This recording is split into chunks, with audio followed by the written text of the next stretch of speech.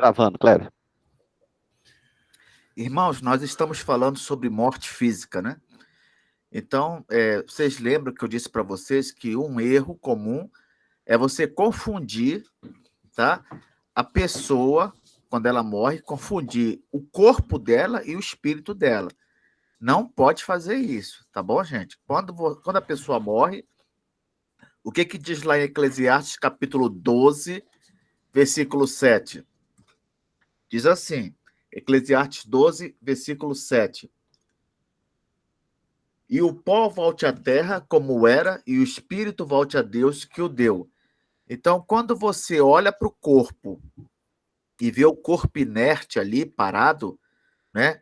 Você pode até confundir e pensar, acabou, a pessoa ali está parada e tudo, e vai para a terra, e vai se decompor e tudo. Mas, irmãos, lembrem que o corpo é uma parte da pessoa, não é? A parte que traz a consciência da pessoa é o espírito. E como diz Eclesiastes 12, 7, esse espírito vai para Deus. Então não dá para você confundir as coisas. O destino do corpo da pessoa é um, o destino do espírito dela é outro. Lá em Tiago, capítulo 2, versículo 26, diz assim: porque assim como o corpo sem espírito é morto, tá vendo? Então o corpo, ele, quando está sem o espírito, ele é um corpo morto. Não dá para confundir corpo e espírito. Corpo é uma coisa, espírito é outra coisa. Em Atos capítulo 7, versículo 59, quando Estevão está sendo ali martirizado, olha o que acontece. Atos 7, 59.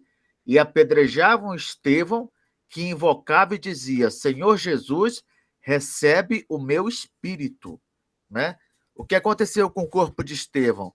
Foi apedrejado, depois, provavelmente, né, foi sepultado, mas o espírito dele já não estava ali. Ele falou: Senhor, recebe o meu espírito. Então, não podemos fazer essa confusão. Agora, o que acontece é o seguinte: vocês perceberam que aqui a gente viu distinção entre corpo e espírito, mas existe no meio teológico, no meio dos estudos acadêmicos, irmãos, uma confusão entre alma e espírito. Não sei quem já ouviu falar, né? Há pessoas que dizem que o homem ele se divide em três partes. Quais são as três partes, Kleber? Dizem que o homem se divide em corpo, alma e espírito. Esses são chamados de tricotomistas. Tri de três, né? Então eles falam, o homem é dividido em corpo, alma e espírito. E nós, reformados, nós não concordamos com essa divisão, irmãos. Por isso que nós somos chamados de dicotomistas, não é de dois, dicotomistas. Nós dividimos o homem em duas partes só. Quais são as duas partes? Nós dividimos o homem numa parte material e numa parte espiritual. O homem é dividido em duas partes, uma material e a espiritual. Sendo que na parte espiritual, existe o que a gente chama de alma e espírito, que nós não sabemos a diferença dos dois. Nós não sabemos a diferença entre alma e espírito. Se você olhar, por exemplo, Mateus, Evangelho de Mateus, capítulo 10, olha só que coisa interessante. Mateus 10, versículo 28, diz assim lá: não temais os que matam o corpo e não podem matar a alma. Temei antes aquele que pode fazer perecer no inferno tanto a alma como o corpo. Olha o que você percebe lendo Mateus 10, 28. Que para o autor bíblico, não é? A alma, ela pode ser um sinônimo de espírito. Porque a diferença entre alma e espírito, ela é tão difícil de você identificar, irmão, que às vezes a Bíblia usa um como sinônimo do outro. Não dá para você saber a diferença entre alma e espírito, não dá para saber, né? Por isso que a Bíblia usa um, às vezes, no lugar do outro. Então, se alguém perguntar para você, quantas partes o homem está dividido? Está dividido em duas partes. Uma parte física e uma parte espiritual. Na parte espiritual existe alma e espírito, mas nós não sabemos a distinção entre as duas coisas. E é por isso que a Bíblia usa as duas palavras como sinônimas, tá? É assim que a gente vai trabalhar daqui para frente. Então, continuando aqui o nosso estudo sobre a morte física. Eu já falei para os irmãos, há uma separação. O corpo vai para um lado, a alma vai para o outro. Isso é a morte física. E na morte espiritual, Kleber, que as pessoas falam, morte espiritual, o que é isso? Olha, irmãos, a morte espiritual, quando você vai lá em Efésios, capítulo 2, olha só que coisa. Efésios, capítulo 2, a partir do versículo 1, diz assim, ó: Ele vos deu vida, estando vós mortos nos vossos delitos e pecados. O que é morte espiritual?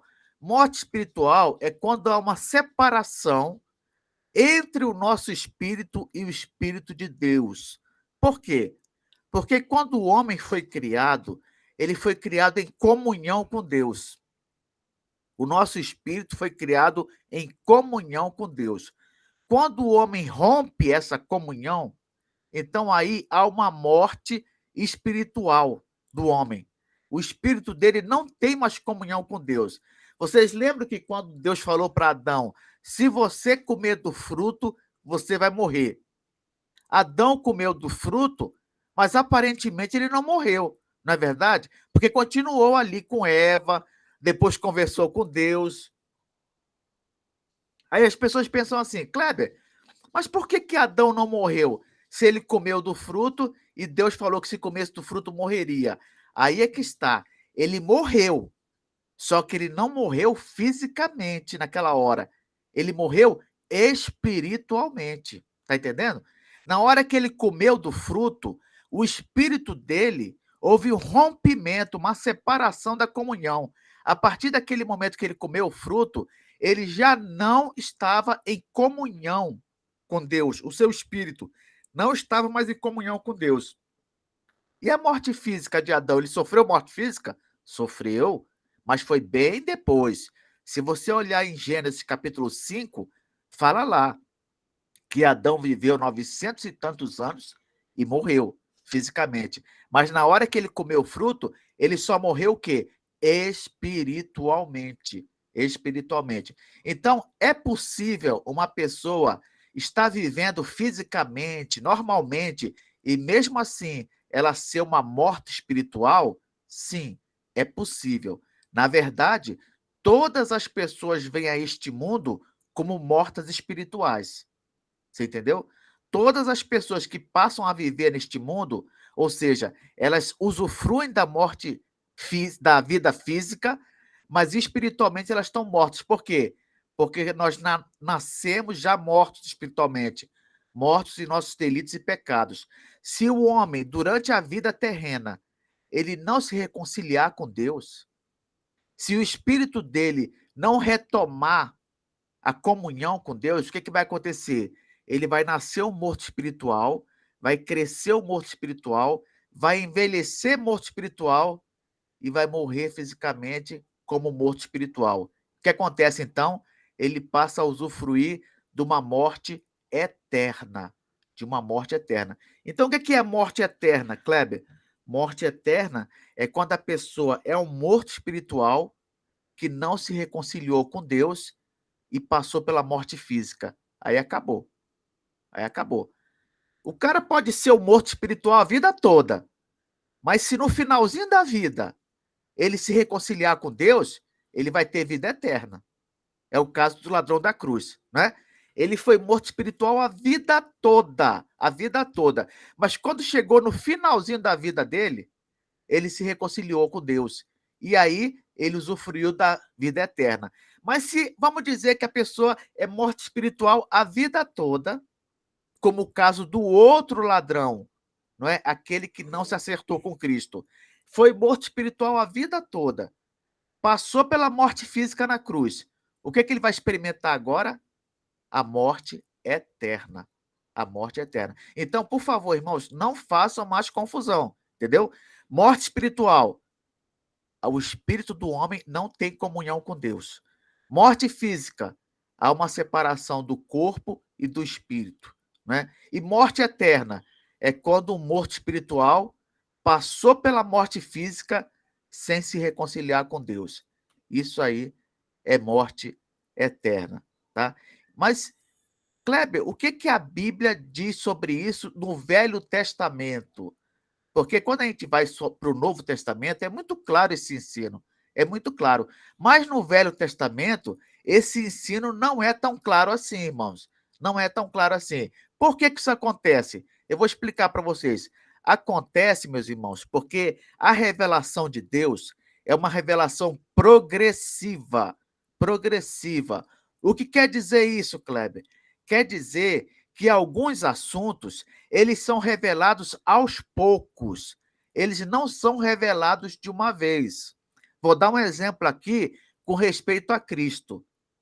Quando Deus pronunciou a maldição na queda, né, quando Adão e Eva comeram do fruto, lá em Gênesis 3, Deus pronunciou a maldição, mas ele deu também uma palavra de esperança, né? Qual foi a palavra de esperança? Está lá em Gênesis, capítulo 3, versículo 15. Olha só, Deus deu uma palavra de esperança. Ele disse assim, Gênesis 3,15: Porém, inimizade entre ti e a mulher, entre a tua descendência e o seu descendente. Este te ferirá a cabeça e tu lhe ferirás o calcanhar. De quem Deus estava falando aqui? Estava falando de Jesus. Mas o que ele falou de Jesus aqui foi muito pouco. Não era suficiente para a gente saber muito sobre Jesus. Era pouco. É por isso que a revelação, a gente diz que ela é progressiva. Por quê? Deus foi revelando aos poucos, aos poucos, aos poucos, até chegar à revelação plena. Então, quando você vai no Velho Testamento procurar sobre Jesus, você acha pouca coisa. Não acha muita. Acha uma coisa aqui, outra ali, e não acha muita coisa. Mas quando chega no Novo Testamento, você acha tudo. Então a revelação é progressiva. Com respeito à questão da morte, a mesma coisa, não é? A gente vê alguma luz aqui, uma luz ali, mas não é suficiente ainda. Tá entendendo? Por exemplo, lá em Gênesis 25, versículo 8 e 9. Olha só, fala lá sobre a morte do patriarca, né? A morte de Abraão. Gênesis 25, versículo 8 e 9. E diz bem assim, irmãos: expirou Abraão, morreu em ditosa velhice, avançado em anos, e foi reunido ao seu povo. Olha só, foi reunido ao seu povo. Versículo 9: sepultaram-no Isaque e Ismael. Então vejam só, aqui no Velho Testamento diz que ele morreu em ditosa velhice, foi reunido ao seu povo e depois o seu corpo foi sepultado. Então, se foi reunido ao seu povo, está se referindo a quê? Está se referindo à alma de Abraão, né? A alma dele foi reunida ao seu povo. Isso aqui é uma coisa que o Velho Testamento está dizendo. Mas há outros textos do Velho Testamento que parecem dar a impressão de que a alma ela não fica consciente, ela não permanece, né, consciente, como a gente acredita, como se ela estivesse dormindo, né? Olha que coisa interessante. Aí você vai olhar esses textos e fala bem assim, Kleber, a Bíblia parece que se contradiz. Quer ver? Olha só. Se você for lá em Jó, capítulo 24, vamos lá, dar uma olhada. Jó 24, versículo de número 12. Diz assim, Jó 24, 12.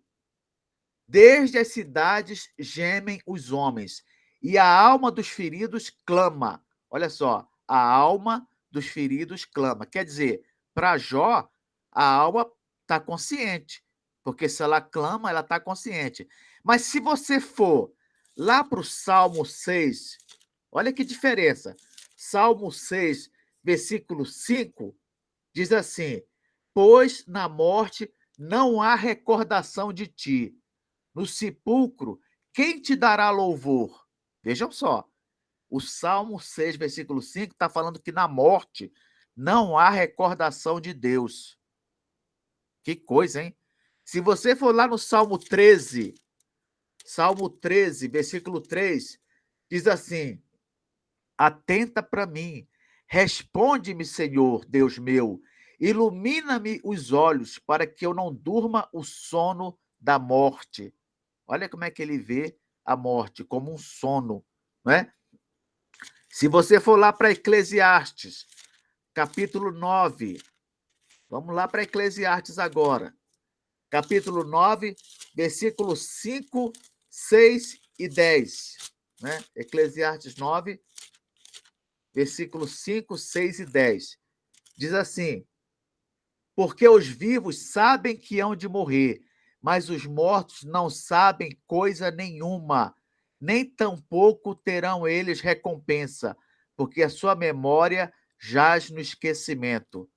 Tá vendo? Ó? Eclesiastes. Se você olhar o versículo 6, amor, ódio e inveja para eles já pereceram. Quer dizer, então, que o morto já não sente amor? Para sempre não tem eles parte em coisa alguma do que faz debaixo do sol. Versículo 10. Tudo quanto te vier à mão para fazer, faze-o conforme as tuas forças. Porque no além, para onde tu vais, não há obra, nem projeto, nem conhecimento, nem sabedoria alguma. E agora, como é que a gente faz? É por isso que eu estou falando para vocês. A revelação, ela é progressiva. O que acontece? Deus revelou tão pouco sobre a morte no Velho Testamento que ele permitiu que alguns autores bíblicos considerassem como sendo algo de esquecimento, né? Algo de a pessoa estar completamente inconsciente, enquanto que outros autores da Bíblia, no Velho Testamento, consideravam que havia consciência. Isso aí é um erro? Não, meus irmãos. Isso a gente chama de revelação progressiva. Para saber o que realmente a Bíblia revela sobre a morte, você tem que olhar a Bíblia toda. Toda. Por quê? Se você olhar só apenas um trecho, pode ser que na revelação progressiva, esse trecho esteja lá no começo da revelação. Lá no começo. Quando você olha Gênesis 3,15, que fala bem assim: o teu descendente vai esmagar a cabeça da serpente. O que a gente sabia sobre Cristo? Apenas que ele ia vencer Satanás. Só isso. Só isso. Quando você olha a revelação como um todo, você sabe que o descendente seria descendente de Davi, ele seria filho de Deus, ele seria igual a Deus, não é? Ele seria Jesus Cristo. Está entendendo?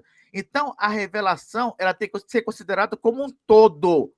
Não pode olhar versículo isolado. Aí você fala para mim agora, Kleber, então o que que a Bíblia como um todo, o que que ela ensina sobre a morte, né? O estado da pessoa na morte física? O que que ela ensina? Ah, meus irmãos, ela ensina só coisa boa. Quer ver? Vamos lá? Primeiro caso, o caso de Moisés. Olha só. Moisés não passou pela morte física?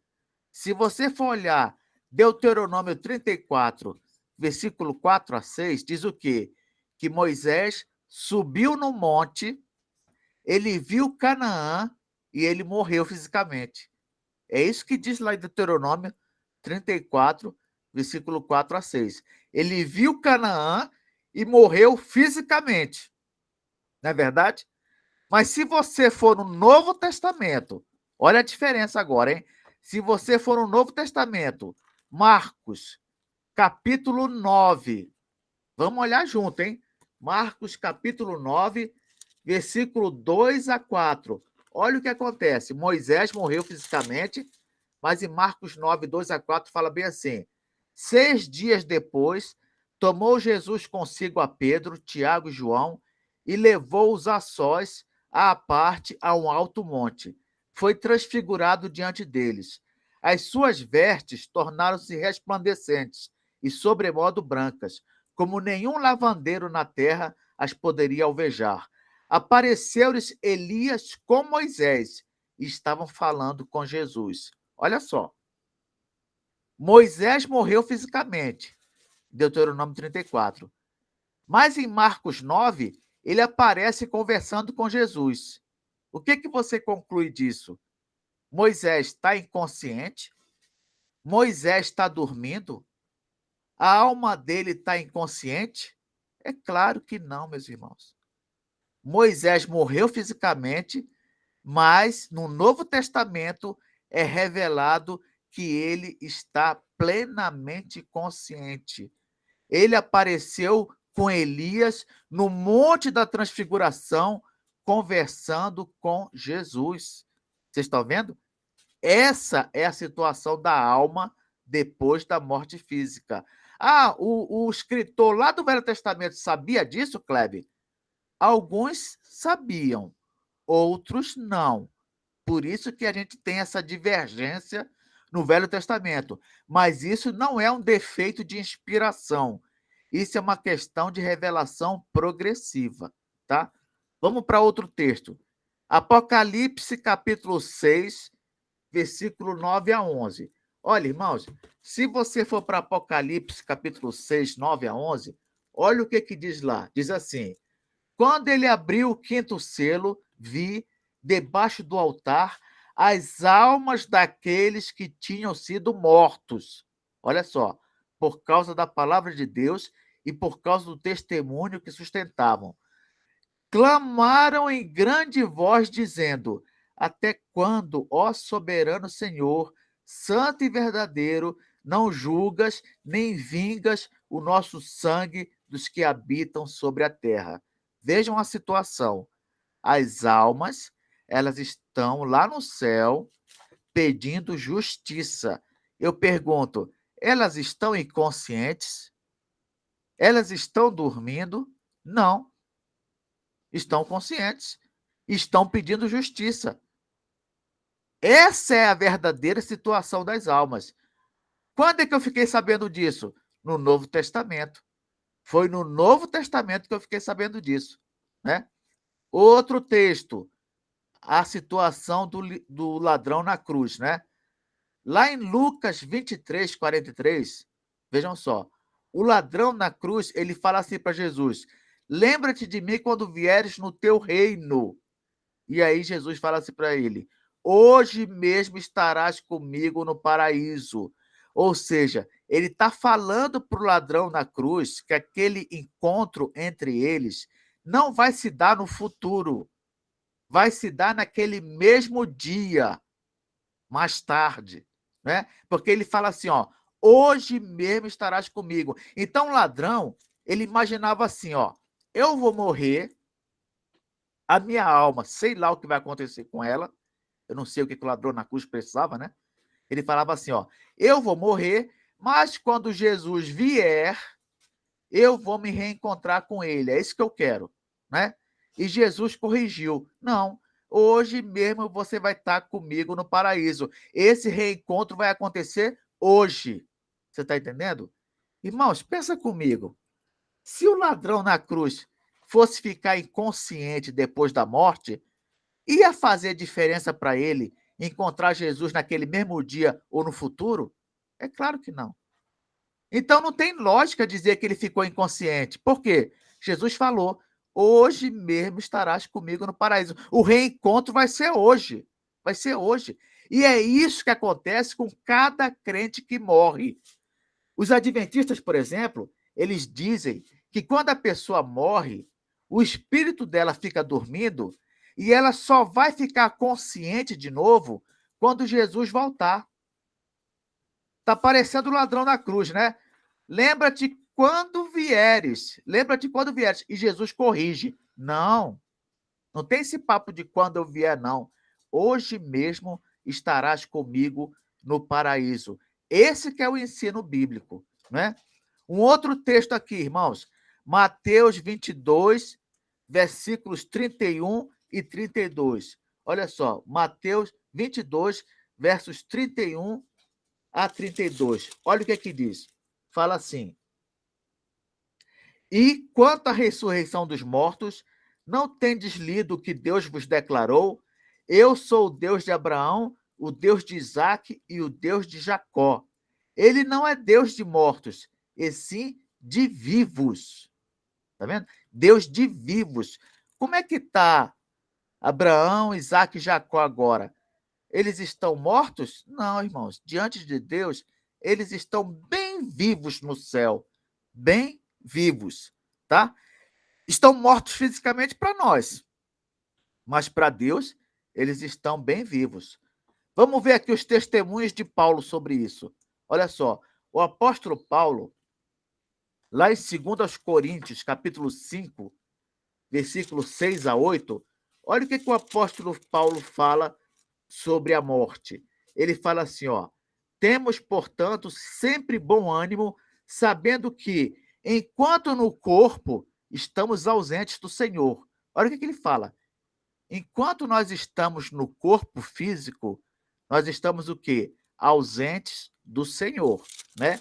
Mas ele continua: visto que andamos por fé e não pelo que vemos, né? Nós estamos no corpo físico, nós estamos ausentes do Senhor, nós só o vemos pela fé. Mas no versículo 8 ele fala assim, ó: entretanto, estamos em plena confiança, preferindo deixar o corpo e habitar o quê? E habitar com o Senhor. Vocês estão vendo, irmãos? Isso aí é o apóstolo Paulo quem fala, tá? Ele fala: estamos em plena confiança, preferindo deixar o corpo e habitar com o Senhor e morar com o Senhor. É isso que ele diz aqui.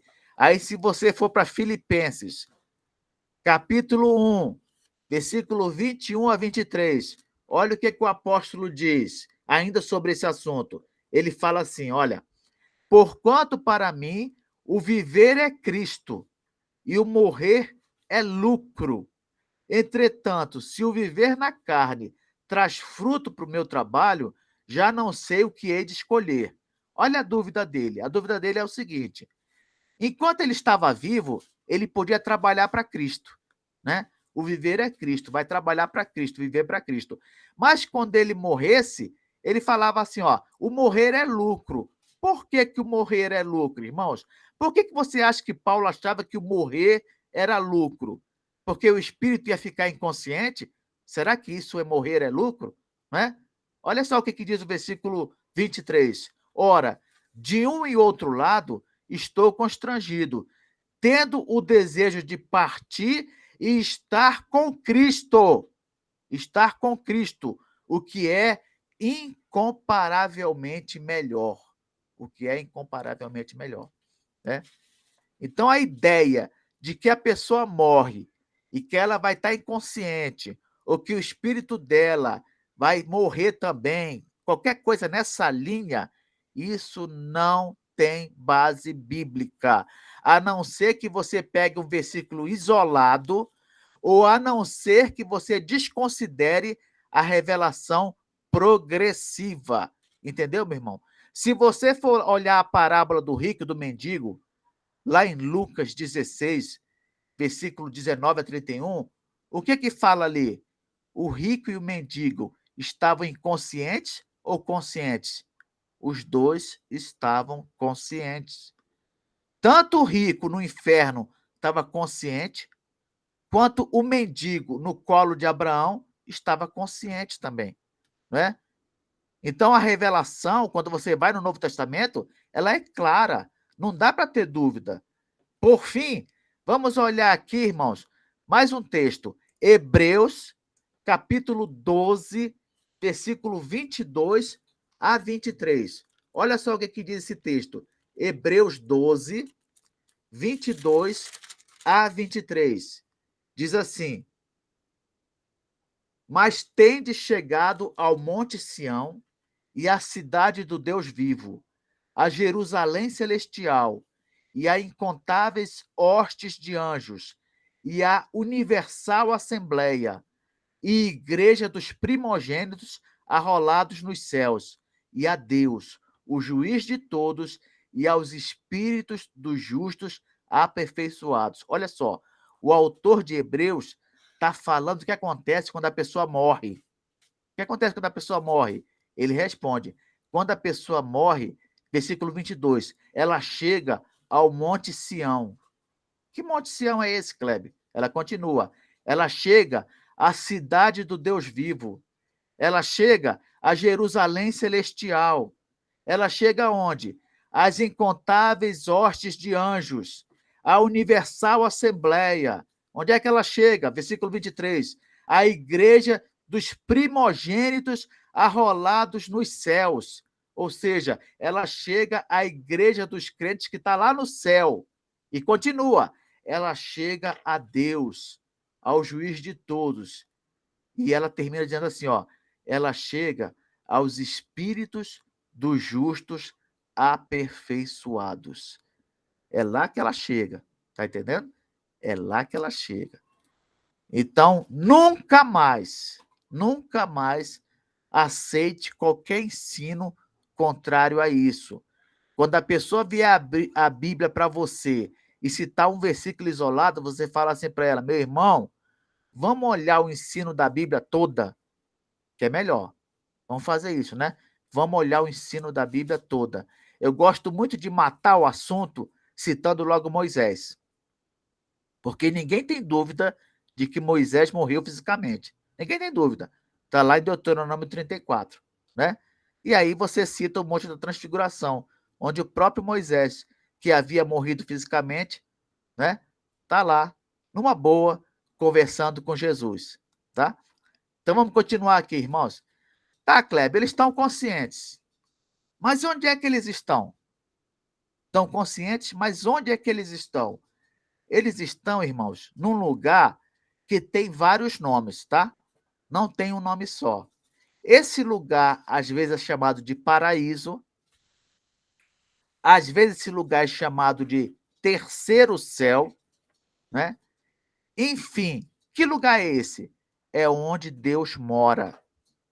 É lá que Deus mora. Vamos ver aqui? Ó, lá em Lucas 23, 43, Jesus fala para o ladrão da cruz: hoje mesmo estarás comigo no paraíso. Não é verdade? Ele fala. Então, um dos nomes desse lugar é paraíso.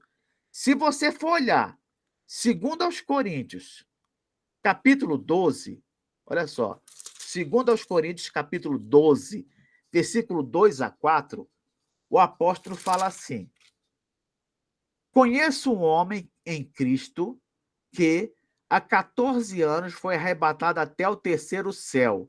Olha só, um outro nome para o paraíso é qual? Terceiro céu. Por que, Kleber, terceiro céu? Qual é o primeiro e o segundo céu? O primeiro céu é esse céu azul que a gente vê, tá, irmãos? Esse céu, né? A atmosfera terrestre, esse céu azul. Qual é o segundo céu? O segundo céu, você, para ver o segundo céu, você tem que subir mais um pouco. O segundo céu é onde ficam os planetas, as estrelas, né? Lembra quando diz lá em Gênesis 1, Deus criou os céus e a terra, e aí nesses céus que ele criou, tem lá o sol, tem a lua, tem as estrelas. Então o segundo céu é a habitação dos luminares, tá entendendo? Dá para chegar no segundo céu por meio físico? Dá.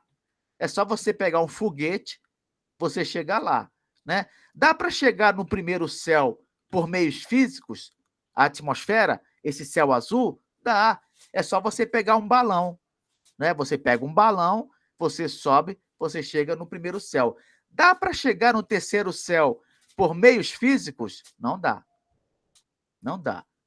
O terceiro céu, onde Deus habita, só dá para chegar lá aceitando Jesus como Senhor e Salvador. Só assim. Não tem outro jeito. Para chegar no primeiro céu é pegar um balão. Para chegar no segundo céu é pegar um foguete.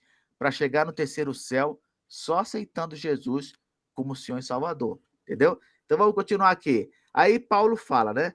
Foi arrebatado até o terceiro céu. Se no corpo ou fora do corpo, não sei, Deus o sabe. Aí, versículo 3. E sei que o tal homem, se no corpo ou fora do corpo, não sei, Deus o sabe, foi arrebatado ao paraíso. Então, aqui Paulo está revelando que terceiro céu e paraíso é a mesma coisa. É a mesma coisa, não tem diferença, né? Ele fala: foi arrebatado ao paraíso e ouviu palavras inefáveis, as quais não é lícito ao homem referir. Tá vendo? Então, ele foi até o céu e ouviu lá alguma coisa que ele não pode nem dizer para nós. Olha que pena, né? Ele ouviu alguma coisa lá, mas não pode dizer para nós. Tá, irmãos? Então, tem gente que pensa que há algum meio de entrar no céu se não for por meio de Jesus Cristo. Infelizmente ou felizmente, né? Isso é a vontade de Deus. Não tem jeito, irmãos. Não tem jeito. Você quer entrar no terceiro céu um dia? Você quer entrar no terceiro céu, né? Então, só aceitando Jesus como seu Salvador. É o único jeito. É lá que as almas estão. É lá que todos os crentes que já morreram estão. Estão no terceiro céu, tá, irmãos? É lá que eles estão. Então, nós vamos chegar aqui, ó, terminando a parte de escatologia individual, tá, irmãos? Só recordando, Kleber, o que é mesmo escatologia individual? É aquela escatologia que diz respeito somente ao indivíduo. Não diz respeito a todos, diz respeito somente ao indivíduo. É uma coisa que o indivíduo passa particularmente, tá entendendo, meus irmãos? Então, quando você fala assim, Kleber, o que é que a pessoa passa sozinha? O que é que ela passa sozinha? A morte física. A morte física é o que ela passa sozinha. Ninguém morre junto, né? De maneira geral, as pessoas não morrem junto. Eu vou morrer numa data, você vai morrer na outra, o outro vai morrer numa outra data. Só que há coisas que todo mundo passa junto, não é verdade?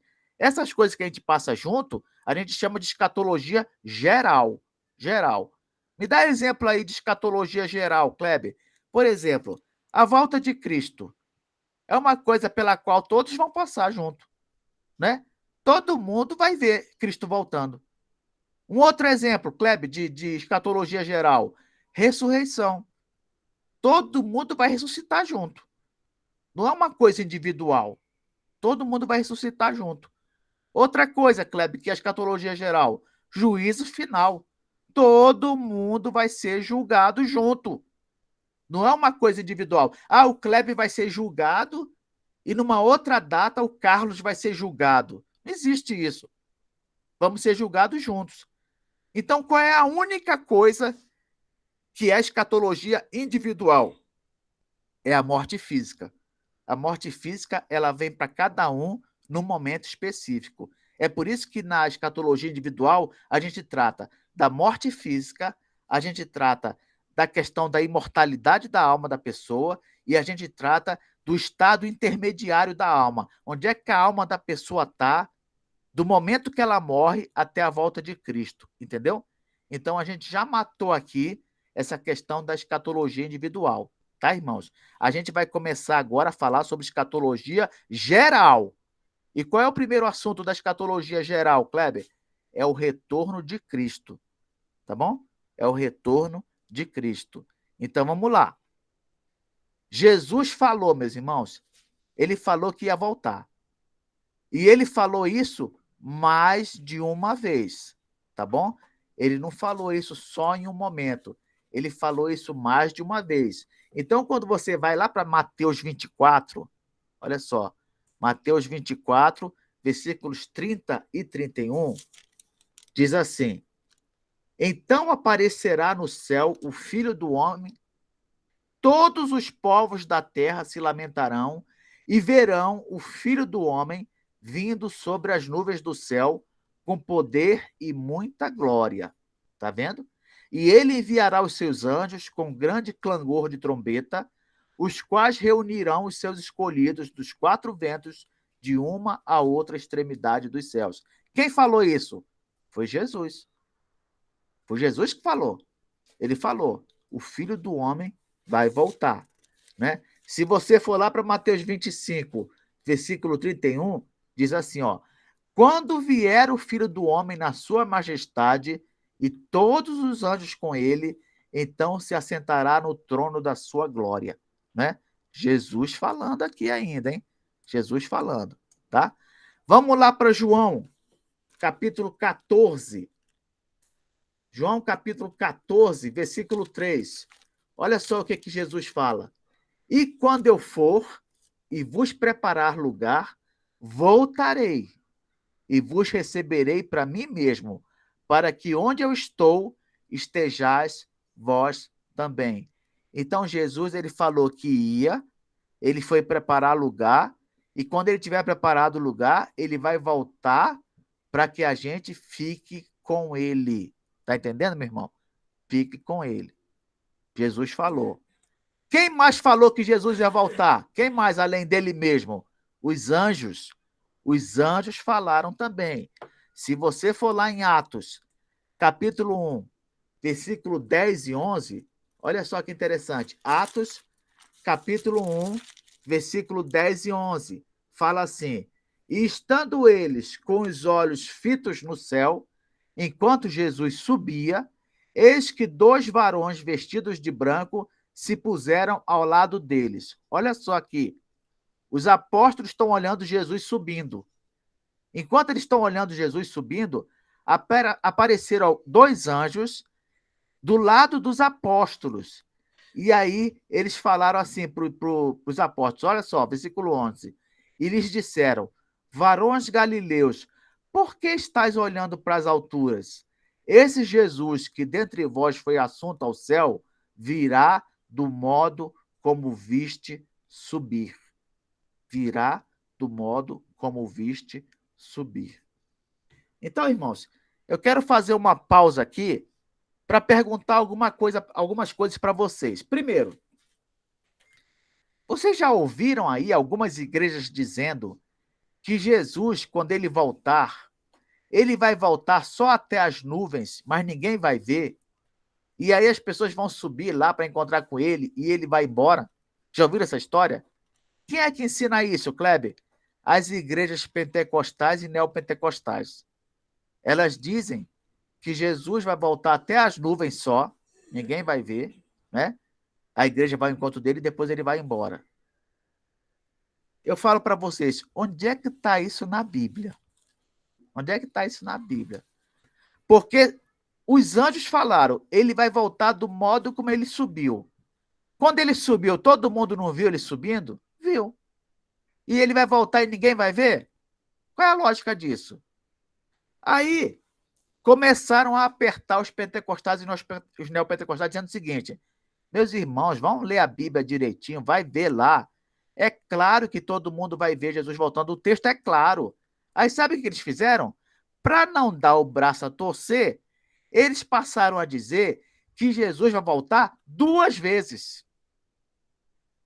Você está me ouvindo, meu irmão, que eu estou falando aqui? Kleber, você está doido? Não, não estou. Eles passaram a dizer que Jesus vai voltar 2 vezes. Primeiro, ele vai voltar de uma forma invisível, que ninguém vai ver, até as nuvens, e a igreja vai encontrar ele, vai embora com ele, e aqui embaixo vai ocorrer a grande tribulação, e depois da grande tribulação, ele vai voltar de uma forma visível. Eu pergunto para os irmãos, onde é que está na Bíblia que Jesus vai voltar 2 vezes? Me fala. Se você descobrir, você me mostra. Onde é que está na Bíblia que Jesus vai voltar 2 vezes? Então, meus irmãos, quando eles falam assim, Jesus pode voltar a qualquer momento, eu já falei para os irmãos, impossível. Por que que é impossível? Porque a Bíblia fala que algumas coisas têm de acontecer antes de Cristo voltar. Por exemplo, o anticristo tem de surgir, tem de haver grande tribulação, tem que haver a apostasia da fé, ou seja, a negação da fé. Várias coisas têm que acontecer antes de Cristo voltar. O evangelho ser pregado a todas as nações, não é verdade? Se não acontecer isso, Jesus não volta. Mas aí o que eles falam, os espertos? Eles falam assim, não, ele pode voltar a qualquer momento sim. Sabe por quê?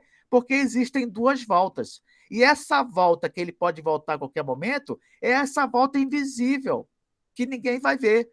Por isso que eu posso falar assim, ó, Jesus vai voltar hoje. Ele pode voltar hoje, porque não tem uma volta invisível. Papo furado. Papo furado. Não tem base bíblica. Tá entendendo? Não tem base bíblica para isso. Não caia nessa esparrela. Jesus volta só uma vez. E nessa volta única, todo olho o verá. Tá bom? Então vamos lá. Atos, capítulo 3, outro texto agora, em que nós vamos. Atos, capítulo 3,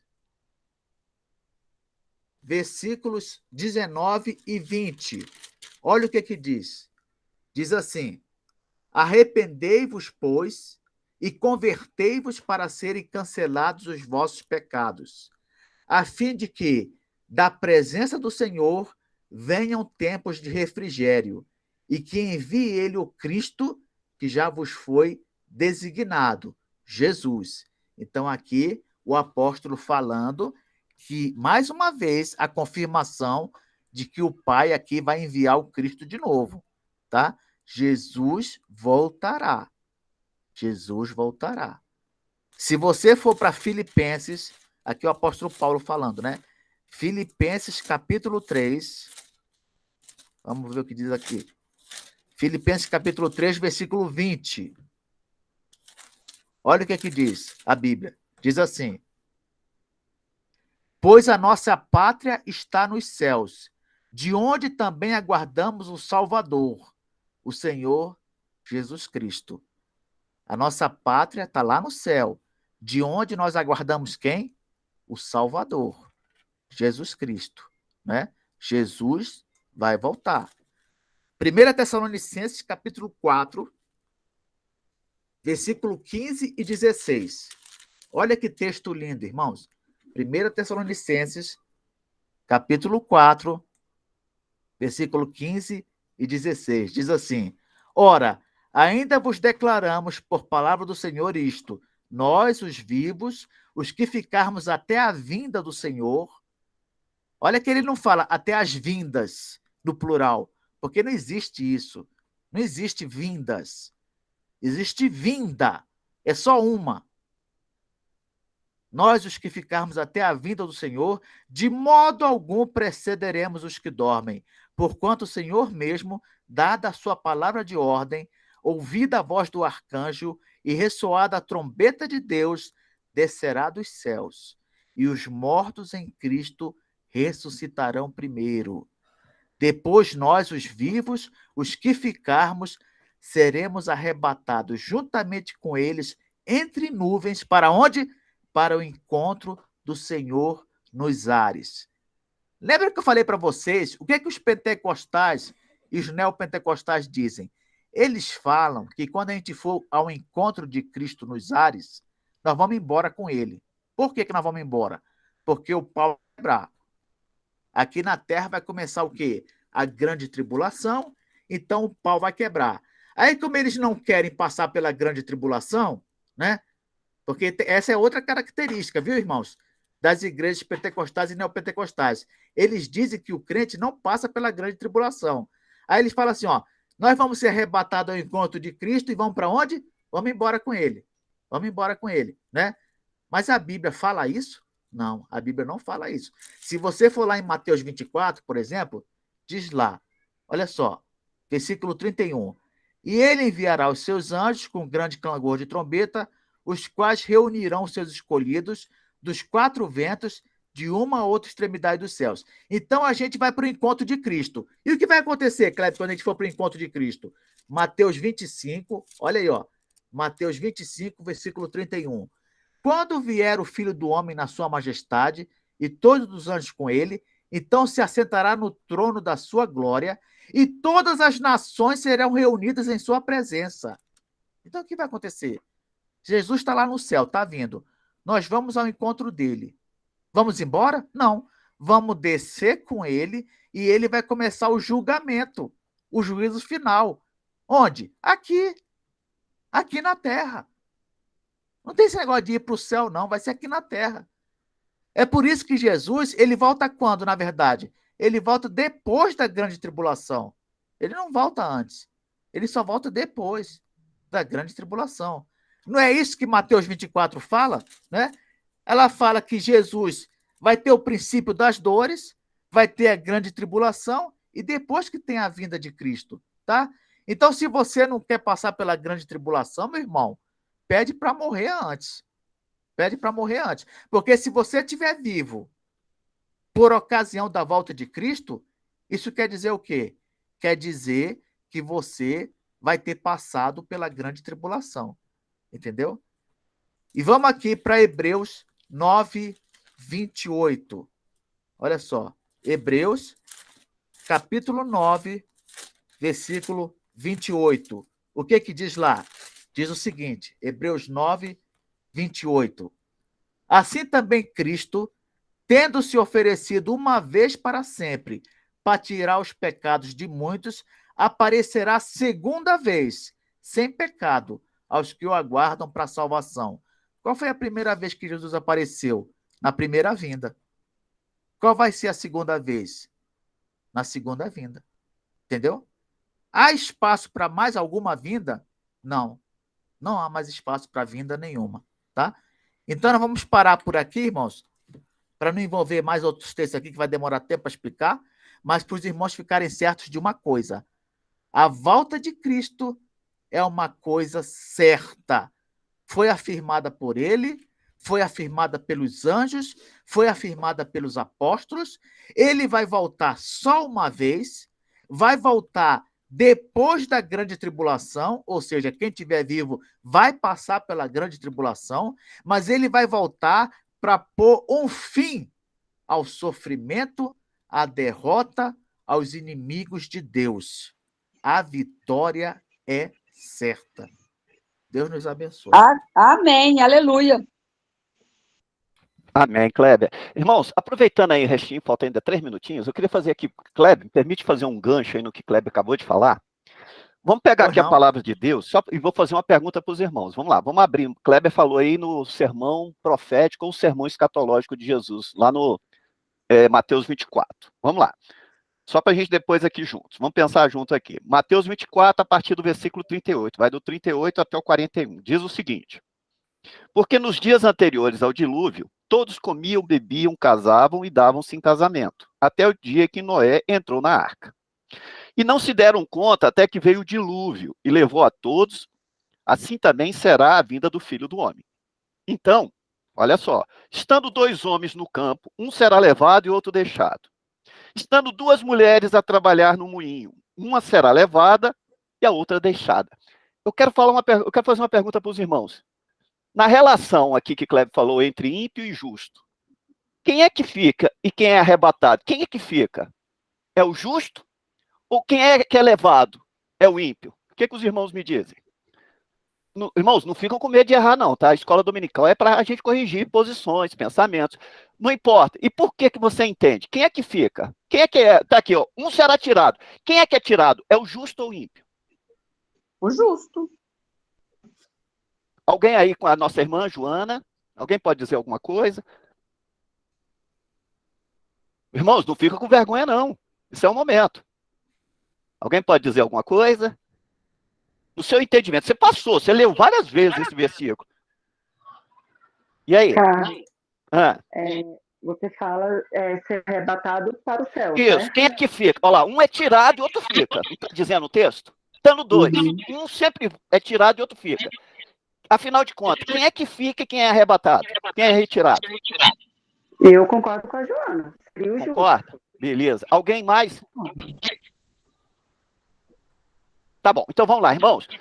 Quando a gente lê a Bíblia, a gente tem que tomar muito cuidado com o referencial. A Bíblia está fazendo um referencial ao quê? O Antigo Testamento. Eu pergunto para os irmãos, no tempo de Noé, quem é que foi arrancado? Foi Noé que ficou na terra ou Noé saiu da terra? Irmãos, aqui quem é arrancado é o ímpio. Quem fica é o justo. O Kleber não está falando que o justo vai passar pela tribulação? Nos dias de Noé, olha só, nos dias de Noé, casavam e davam. Quem é que foi arrancado da terra? Foi o ímpio. Ele é arrancado para juízo. Quem fica é o justo. É isso que o Kleber... Verdade. É isso que o Kleber está dizendo. Se o Senhor fez a família de Noé passar... Vem cá, o dilúvio não foi uma tribulação? Ou não? Todo mundo morreu. Só ficou 8 pessoas na terra. O dilúvio não foi uma tribulação? Se o dilúvio não foi uma tribulação, eu não sei o que foi. Então vamos tirar esse negócio da cabeça. Esse negócio da cabeça que a igreja não passa pela tribulação, isso é a partir do século XVIII, com a ideia do dispensacionalismo na Escócia. e que chegou até aqui popularizada por uma Bíblia chamada Scofield. Cyrillus Scofield trouxe essa coisa de dispensacionalismo para cá. Isso que o Kleber falou com muita bem. Então, nesse texto, quem fica é o justo. Quem é arrancado é o ímpio. Por quê? Porque ele está fazendo uma citação em cima dos dias de Noé. Ó, Noé está lá fazendo aquela arca e pregando. E todo mundo diz, esse cara é maluco, esse cara é doido. Num deserto, onde é que esse cara está vendo tanta água aqui? Aí o que que faz? Deus fecha a porta. Quando fecha a porta, o que que acontece, irmãos? Quem é arrancado? Quem é arrancado é o ímpio, para juízo. Quem fica é o justo. Então, vamos tirar essa ideia de que a igreja não passará pela tribulação, porque o Senhor é conosco. Jesus fez a promessa e estaria conosco todos os dias. Se o Senhor é por nós, quem será contra nós? Não importa a tribulação que você passa. Você não passa as suas tribulações na vida e o Senhor não é contigo? Você acha que vai ser diferente com a igreja? Que ele ama tanto, que ele mandou o filho dele morrer? E por que a gente não pode passar a tribulação? Ô, Carlos, é porque eu entendi errado, assim, eu entendi quem ia subir com Jesus, quem. Não, aqui, por isso que o texto, Agora, olha só que o texto fala, um é arrancado e o outro fica. Não, agora Joana, eu entendi exatamente. Por isso que eu falo, esse é um texto que as pessoas se apoiam para arrebatamento. Esse texto aqui, como o Kleber falou, esse arrebatamento secreto, isso aí foi coisa de deixados para trás. Aquele filme, eu até coloquei na primeira. Isso não tem, irmão.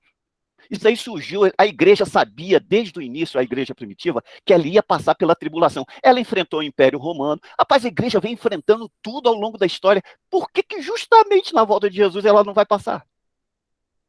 Por que não? Isso daí é justamente a gente que não sabe interpretar a Bíblia, como o Kleber colocou com muita perfeição.